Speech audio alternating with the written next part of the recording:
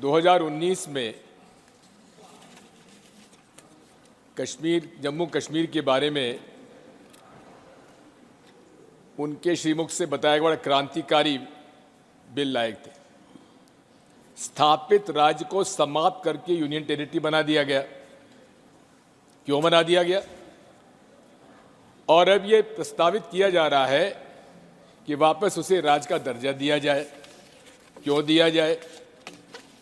हम लोग हमेशा से इस बात को कहते थे कि माननीय गृह मंत्री जी, जम्मू कश्मीर राज्य का विषय संवेदनशील है और इस संवेदनशील परिस्थितियों में निर्मित हुआ है और संवेदनशील परिस्थितियों को हम लोगों को समझने की आवश्यकता है।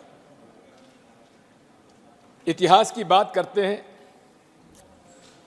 और इतिहास किस प्रकार से तोड़ मरोड़ के लिखा जाता है उसको थोड़ा सा मैं कहना चाहता हूँ।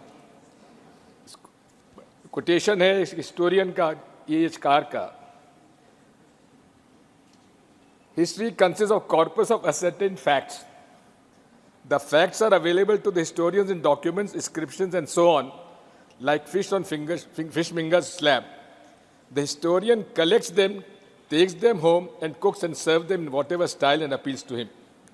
माननीय अमित शाह जी और पूरी भारतीय जनता पार्टी और आज हमारे मित्र रेड्डी साहब भी और उस तरफ के बहुत सारे लोग इतिहास को तोड़ मरोड़ कर वो अपने हिसाब से उन्होंने प्रस्तुत करने का प्रयास किया। जबकि फैक्ट यह है कि जब देश आज़ाद हुआ तो देशी रियासतों के राजाओं और नवाब और महाराजाओं को ये अधिकार था कि वो किस देश में शामिल हों, वो अधिकार उनको दिया गया था। नवाब जूनागढ़ में जहाँ की हिंदू पॉपुलेशन है, उन्होंने कहा था कि मुझे पाकिस्तान में शामिल होना है और महाराज हरि सिंह जी ने आखिर तब तक टालते रहे, वे नेगोशिएट करते रहे और अंत में एकदम से उन्होंने कश्मीर वैली में श्रीनगर में जहाँ की 95% मुसलमान हैं, वहाँ निर्णय लिया कि मैं हिंदुस्तान में शामिल होऊंगा। इतिहास इस बात का साक्षी है कि उसके बाद जो कुछ हुआ, अगर कश्मीर वैली और जम्मू कश्मीर आज भारत के साथ है, उसका श्रेय अगर किसी को जाता है तो पंडित जवाहरलाल नेहरू को जाता, शेख अब्दुल्ला को जाता है।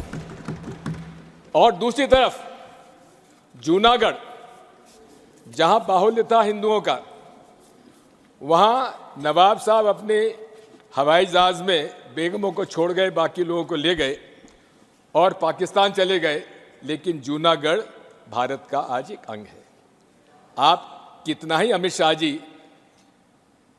पंडित जवाहरलाल नेहरू जी के बारे में कुछ भी कहें, लेकिन एक बात मैं आपसे कहना चाहता हूं, अगर आज जम्मू कश्मीर और विशेषकर जम्मू कश्मीर वैली आज भारत का अंग है, उसका एकमात्र श्रेय किसी को जाता है तो पंडित जवाहरलाल नेहरू पर विश्वास था शेख अब्दुल्ला का, जिसकी वजह से आज कश्मीर वैली हमारे साथ है।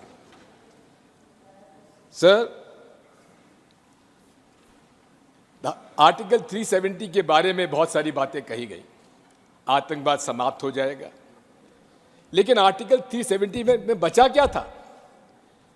90% जो अलग से आर्टिकल 370 के प्रोविजंस थे, वो तो इंडियन कॉन्स्टिट्यूशन के साथ उसमें समावेश कर दिए गए थे पहले धीरे धीरे, इसलिए उसका कोई असर नहीं था। और कहा था आतंकवाद खत्म हो जाएगा, समाप्त हो जाएगा, लेकिन क्या आतंकवाद समाप्त आज हो गया? रोज हम आतंकवाद की गतिविधियां वहां पर देख रहे हैं, हमारे लोग शहीद हो रहे हैं। आपका जिस तरह से नोटबंदी में न तो काला धन वापस आया, ना भ्रष्टाचार समाप्त हुआ, ना भ्रष्टाचार समाप्त हुआ, दिग्विजय जी, ना भ्रष्टाचार समाप्त हुआ, ना फेक करेंसी समाप्त हुई, और उसी तरह से दिग्विजय सिंह जी,